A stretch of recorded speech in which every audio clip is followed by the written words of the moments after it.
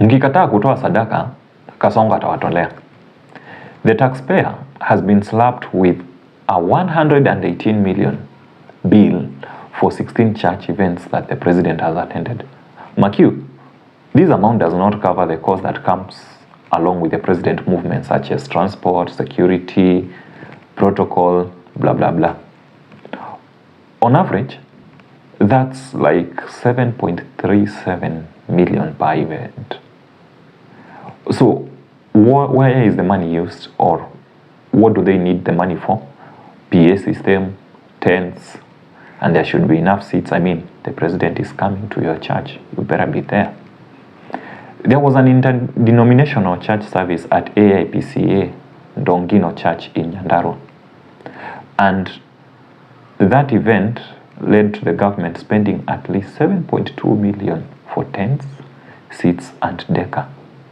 Another example is given of Chebango in Bomet County, where the taxpayer had to cough out 5.3 million shillings. Another one in Kilgoris, 5.9 million. Zanini, tents, seats, PA system. Another 10 million was spent at Baricho Catholic Church in Kirinyaga. And another one actually for the AIPCA Church in Nyeri County, because that the taxpayer 13.5 million. The list is endless.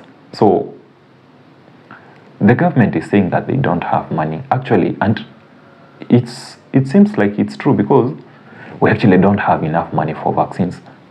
You know, we don't have a budget for our exams. Our universities are falling like London Bridge. We want to believe that Kenya is broke, that, and actually that 70% of our budget is going to debt, among the other scary narratives that we've been issued. But when politicians start spending money, especially on things that they do not need, you will wonder, ever been in a situation where someone owes you money? Let's assume it's not a lot of money, just around 2K. This Denny, mark you, it's about a year or two old. This guy does not pay you back. He claims ni kugumu, hajalipa rent, hata anatafuta pesa ya kurefill gas, but kuna mali anategea doa atatumiwa saa hii very soon. Hata kama unaweza kuwa na dhao, umpe atakurudishia yote ikiwa 3500. Well, of course the math is not mathing up. Okay, first of all, let's baptize this guy. Let's give him a name. Halipangi Dennis, so it's just fair enough to call him Dennis. Of course, you're not stupid. You tell Dennis hauna pesa, and you even decide, that's something that you're going to forget of. 2K is not a lot of money, can never get you broke.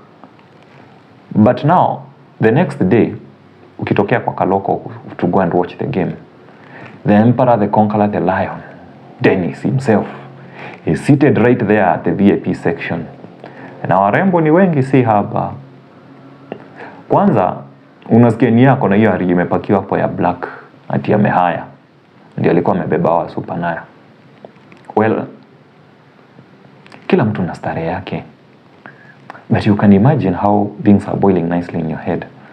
At this point, you just want to sit at the most isolated corner, away from any lanes mali watu wanapitia, because you just don't want any disturbance. And after successfully finding a convenient spot, and the waiter taking your order, someone else comes staggering behind the waiter, as if it's something they are trying to get from the waiter, just so impatiently. So, who is here? Lo and behold, our dear Dennis is here. You see him, he sees you. You see him, he sees you. I know demons are fighting within you, because this is the one person you are avoiding. You are trying to kujifunza kunyamaza, but Dennis, without even a single inch of remorse, decides to invite you to his table. Unakunywa juice kwa nini? Pewa bia mbili. Actually, you can even take 4. Kwani iko nini? Well, you hadn't planned on drinking, so you politely declined the offer. But deep down, you are asking, kwani huyu jamaa hakumbuki deni yangu? Actually, even after declining his beers, he goes ahead and orders a couple of several rounds to other guys.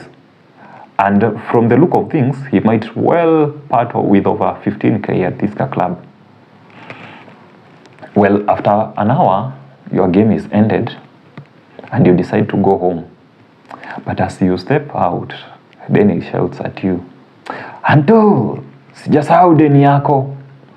But nakumbuka, you know, that feeling of kwani denu ananidharau ama sio madharau, maybe kuna kashida ako nayo. Anaweza kuwa ako depressed. Actually, 2 months ago alisema yeye si wazimu. Na amerudia hiyo kitu. Nakumbuka pia boys fulani ananiambia alisema ati yeye si wazimu.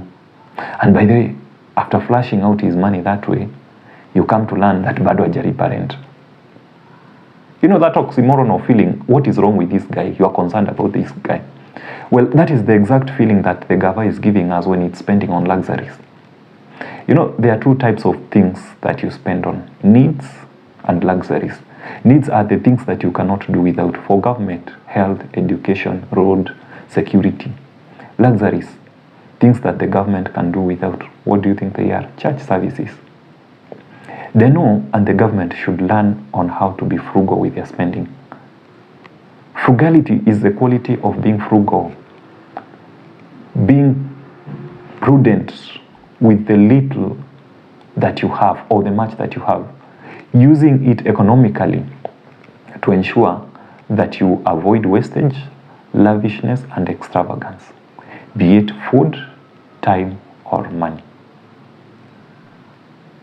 I hope our government can be frugal with how they spend our money.